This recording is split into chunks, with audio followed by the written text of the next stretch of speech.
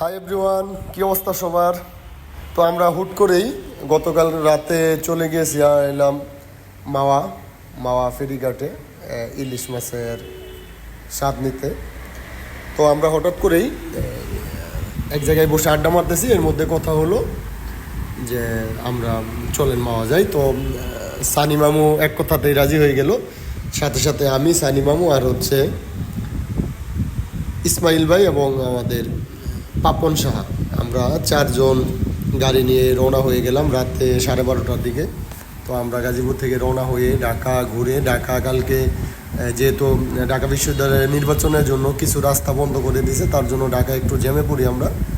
তো পরবর্তীতে মাওয়া রোডে ওঠার পরে আর খুব বেশি সময় লাগে না, আমরা চলে যাই সরাসরি মাওয়াতে। তো রাত মোটামুটি তখন বেশ প্রায় 3টার মতো। আমরা মোটামুটি ফেরিঘাট এরিয়াটা ঘুরে কয়েকটা হোটেলে মাছ টাছ দেখলাম, ইলিশ মাছ কী অবস্থা দামাদামি করে। তারপরে লাস্টে আমরা এই রেস্টুরেন্টটায় একটা চারজন, যেহেতু একটু বড় সাইজের একটা মাছই নিয়েছিলাম আমরা খাওয়ার জন্য, যেহেতু হঠাৎ করে প্ল্যান, তার জন্য খুব বেশি মানে যে খাওয়া দাওয়ার প্যারা নাই। তো মাছগুলো দেখতে ভালোই ছিল, টেস্ট অ্যাভারেজ, খুব ভালো লাগে নাই মানে খাওয়ার পরে। আর এখানে তো এখন প্রচুর রেস্টুরেন্ট আছে, প্রচুর হিউজ পরিমাণ রেস্টুরেন্ট, আর রাতের বেলা এত এত রেস্টুরেন্ট, এটা বলার মতো না।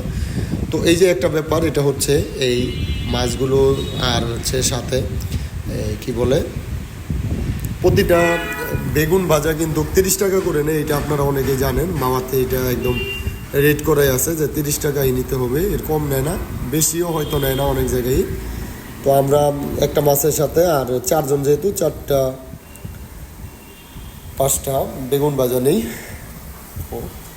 এই ভাজা চলতেছে, এর মধ্যে পাপন চিন্তা করলো আমি একটু ভাজি ভিডিও করে দেবো বন্ধু। পাপন যেহেতু আমার সাথে গেছে, ভিডিও করতেই হবে, দুই বন্ধু মিলে দুইজনেই ভিডিও করলাম, আমিও করলাম।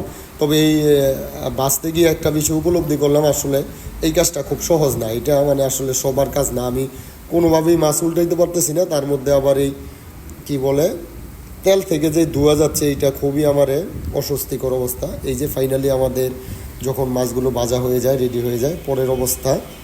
তো আমরা খাওয়ার জন্য প্রস্তুত, খাওয়া শুরু করব। কালকে সানি মামুর লুকসটা কিন্তু ছিল 100-100, সানি মামু সে একটা কাটিং দিছে। তো এই অবস্থা, আবার কথা হবে। আল্লাহ হাফেজ।